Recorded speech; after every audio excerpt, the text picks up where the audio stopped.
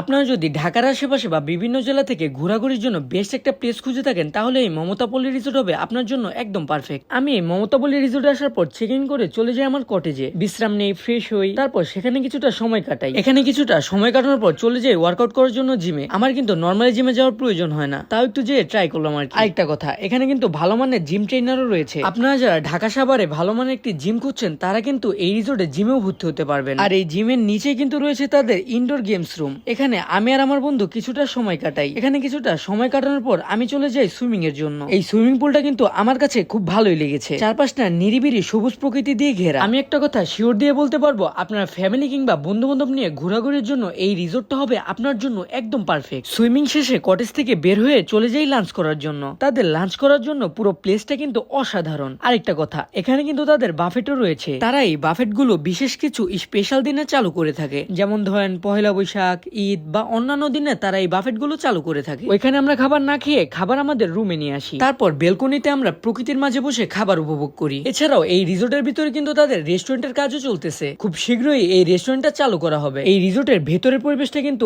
অসাধারণ। চারপাশটা সবুজ প্রকৃতি দিয়ে ঘেরা, একদম শান্ত একটা পরিবেশ।